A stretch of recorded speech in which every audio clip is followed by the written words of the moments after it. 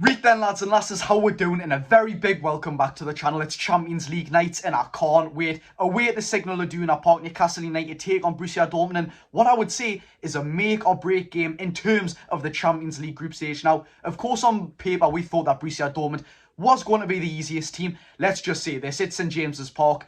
Not that we created as many chances, especially. I mean, we were just limited. It wasn't because we were bad, because we were half decent. I mean, the game was just tiring in itself. There wasn't that much to it. And I'll tell you why there wasn't that much to it for Newcastle. All credit to Borussia Dortmund. They were incredibly well drilled, extremely well disciplined, and just a very good team overall with great players. Unfortunately for them, they lost one of their best players in Emre Can, and they still coped extremely well with it. One of the main reasons in that team why I thought Borussia Dortmund did win the game is the attacking output they got from Daniel Malin. I mean, that man caused Big Dan Burn so many problems. We're going to get on to what I would change going from that game into this game, because there's a few players I would change. There's a few things I'd like to set up if I was the manager. Of course, it's a fan-run channel. I'm not saying what Eddie Howe should do. It's just for our discussions. You know what I mean, lads? But like I say, if Newcastle win this game, I think we are pretty safe in terms of not needing to worry about our next games. Of course, we will still need to go and get a win against Milan, hopefully at home at Paris Saint-Germain. Yet again, on paper, probably the hardest fixture so far in the competition. But what I was going to say is that if we do win this game, yes, it looks very likely that we will qualify. And if we win this game and PSG draw, I believe, yes, that if PSG draw and we win, we go top on goal difference. Of course, both teams have a +2. Now, this is how the Champions League group stage, as you probably know, stands right now. PSG first, Newcastle second, Dortmund third, and Milan last. They haven't picked up a win yet, 2 draws and 1 loss for AC Milan. However, Dortmund, they have this exact same results as us. 1 win, 1 draw, and 1 loss, all fair. PSG, however, top by 2 points, clear of every single team in the group stage. 3 games played, 2 wins and 1 loss. Of course, that 1 loss coming to an absolute spanking at St James's Park. What a game that was. But yes, like I say, if AC Milan and PSG do draw on the same day as us, and we win by however many goals it is, 1, 2, 3, 4, we will go ahead and top the group on goal difference. That would be the best case scenario. Do I think PSG are going to get a draw, even lose at the San Siro? You never know. It's a tough stadium. The atmosphere is very hard to deal with. Of course, the players on the pitch aren't even too bad whatsoever. We still need to play AC Milan. Hopefully Milan can get the job done there.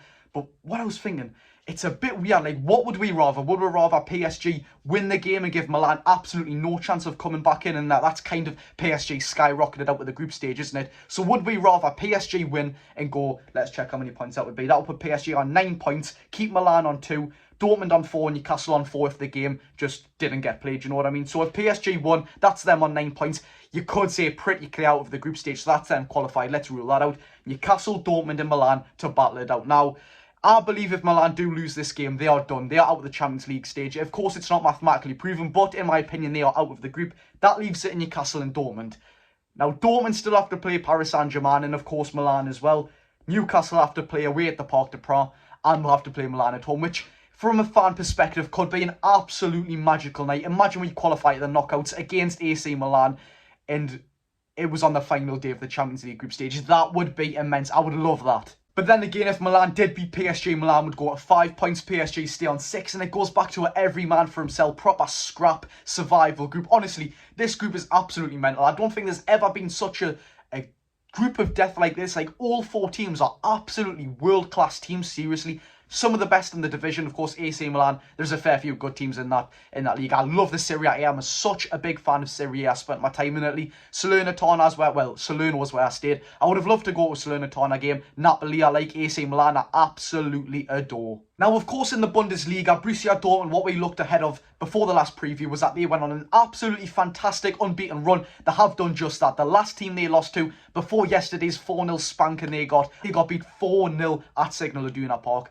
Embarrassing. You shouldn't be getting beat 4-0 at home by anybody, no matter who it is, no matter how world-class they are. So Borussia Dortmund definitely got it wrong and slipped up there. That's maybe something we can expose, because the fans on social media were absolutely hounding Borussia Dortmund, That's something we need to capitalise on. But the last team they lost to before that is Bayern Munich. I mean, that league's a bit iffy, isn't it? But like I say, we should expose Borussia Dortmund on that 4-0 loss. We've just come off a very big, some may say controversial win against Arsenal. I don't care, they can cry as much as they want. I'm sick of them, honestly. But we need to expose that, and this is what I would change going into this game from the last one. And there's quite a few. You tell me if you agree. The first thing I would change going into this game from the last game is put Kieran Trippier left back. You know who I'm going to have right back now. But left back, there's a couple of reasons I would take Dan Burn out the team. Number one, of course, he may be injured with a back injury. It may not even be a question. Big Dan Burn might not even be in the squad, you know what I mean? Because he did come off against Arsenal with a back injury, unfortunately. Whatever it is, there's been no news. As I'm recording, it's about 2:10. I hope he is better. But as I was going to say, Kieran Trippier, him against Arsenal, he played left back, of course. In the second half, so Tino Livramento could play right back. He coped with Gabriel Martinelli very well at right back. Then he swapped over wings to cope with Saka. I mean, fantastic. Do you know what I mean? No matter who you're playing out of position and coping with two fantastic wingers, Gabriel Martinelli and Bukayo Saka, it was absolutely unbelievable. But yet again, another reason why I would change it, even if Big Dan Burn was available for selection, is that Donyell Malen was creating so much danger and he was creating so many chances, and Dan Burn wasn't convincingly coping with him. Do you know what I mean? Donyell Malen, I thought he handled that defensive situation from Newcastle extremely well. He was creating a lot of attacking output. He's a great player, Donyell Malen, and we need someone like Kieran Trippier with that experience and the know-how to tackle that. And yes, of course, Tino Livramento, who apparently I look like, apparently I'm his twin. This is just, I'm getting it every day now. Apparently I look like his twin. It's just the hair, lads. I don't think I look anything like him. Maybe apart from the teeth at the front. God knows. Anyways, Tino Livramento at right back. He impressed me so much. This is what I was going to say about Tino Livramento. His one-on-one defending is absolutely unbelievable. He can stand a man like it's nothing. You know what I've also realised about him? He's quite a, I wouldn't say stocky, he's quite a skinny lad, but with his shoulders, he's quite broad-shouldered, and I think he just stands up to every single tackle. He's quite physical as well. That's what I love about Tino Livramento. 20 years old. Get him in this. Get them the experience at a fantastic stadium with fantastic fans like the Signal Iduna Park. I think Tino Livramento was fighting for that #1 spot in the team. Not goalkeeper, of course, but he's fighting for to be one of the first names on the team sheet. Of course, that would mean Kieran Trippier can't go out the team. He's too important to us. He'd have to go at left back. Dan Burn comes out with the team.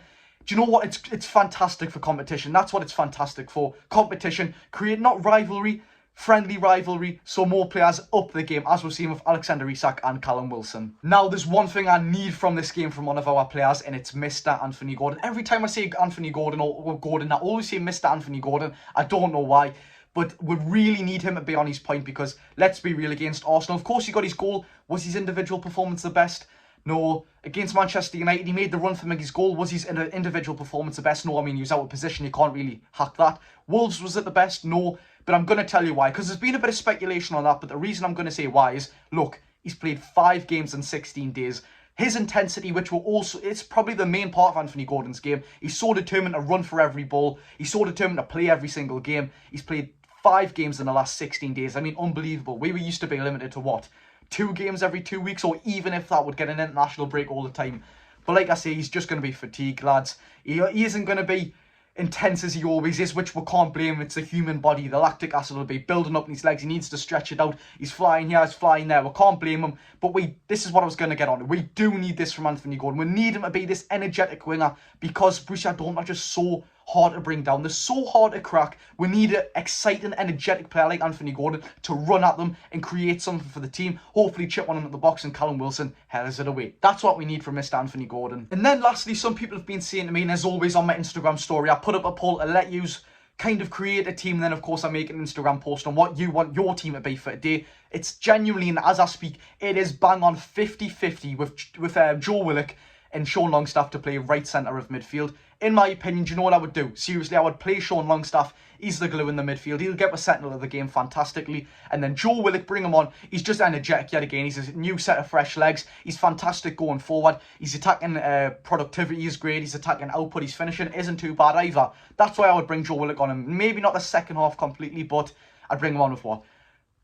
30-25 minutes to go, but I would definitely start with Sean Longstaff, set the tempo for the game, just keep it nice, cool, calm and collected, get Joe Willock on, give them extra legs. As for a score prediction, of course it's not going to be an easy game. Away at that stadium, that hostile environment which some players have never experienced before. Of course we've seen it against AC Milan, but I expect this ground to be 10 times worse. I expect this ground to be absolutely getting down them players' throats.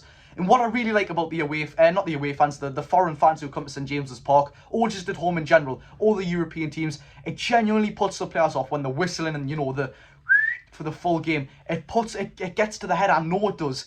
So that's a kind of upper hand what they have, which us as fans don't really do unless we're blown for the full 90 minutes or something like that. But anyways, as for a score prediction, I'll always back my team. I'm going to go 2-1 to Newcastle United. That would be fantastic. Winning away against Dortmund would make history. It would make history. Just to say our players, I don't even know, just celebrate the Signal Iduna Park. Just win there. It would be absolutely fantastic. I'll see you all in the next one. Of course, tomorrow we'll have the instant match reaction. We'll be plugged with the content all over. Thank you very much for watching. I've been Geordie Josh.